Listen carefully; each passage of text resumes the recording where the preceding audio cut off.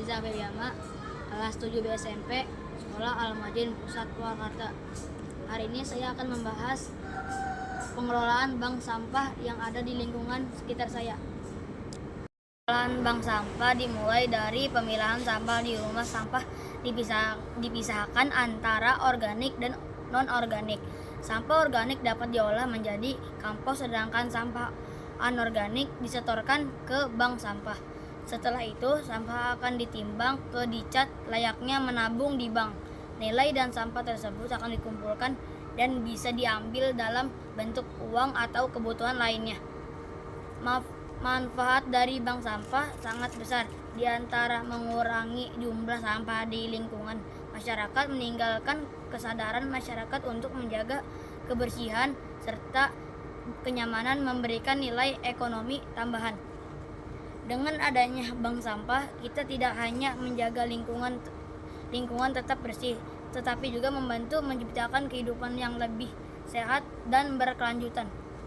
Hidroponik, sampah organik dari rumah tangga atau kebun bisa dimanfaatkan sebagai bahan nutrisi alami.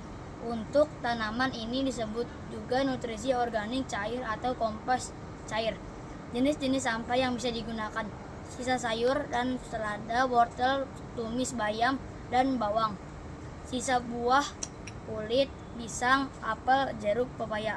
Limbah dapur lain: ampas, kopi, teh, celup, sisa sayur rebus, daun atau pemotongan tanaman yang tidak dimakan dari kebun.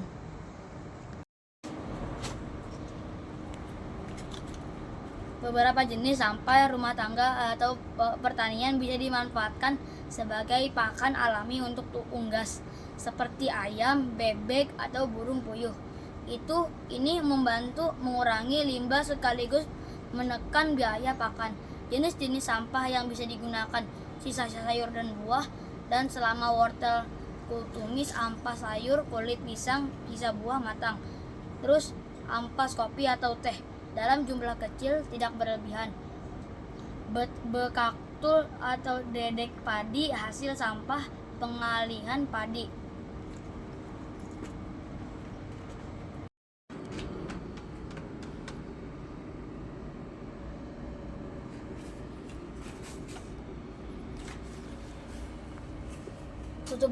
Tutup botol plastik seperti air mineral, soda, atau minuman kemasan termasuk sampah plastik anorganik. Jika tidak dikelola, akan mencermai lingkungan karena sulit terurai. Namun tutup botol bisa didaur ulang atau dimanfaatkan kembali dengan beberapa cara. Pemilahan sampah tutup botol plastik: kumpulan semua tutup botol plastik, pisah.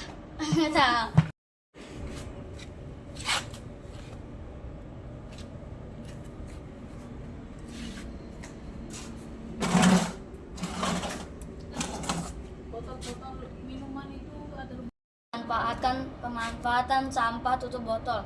Tutup botol plastik seperti air mineral, tutup soda, dan sampah plastik dan anorganik termasuk sampah anorganik. Jika tidak dikelola, akan mencermai lingkungan karena sulit terurai. Namun tutup botol bisa didaur ulang atau dimanfaatkan kembali dengan beberapa cara. 1. Pemilahan tutup botol.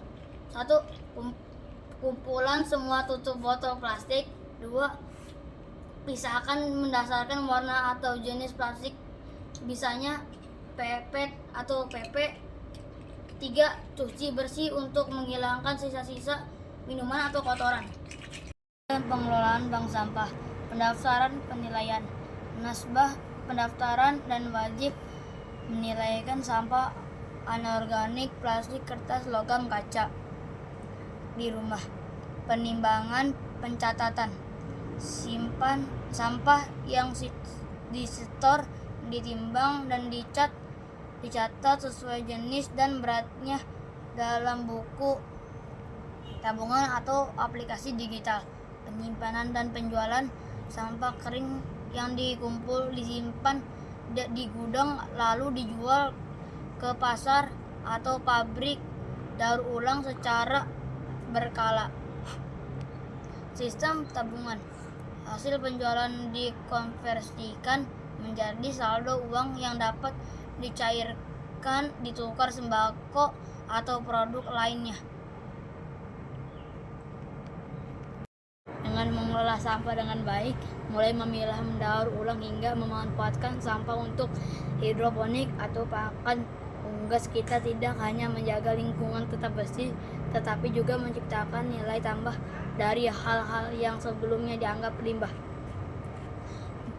Mari mulai dari langkah kecil di rumah, karena perubahan besar dimulai dari tindakan sederhana. Bersama kita bisa menjadikan lingkungan lebih bersih, sehat, dan berkelanjutan.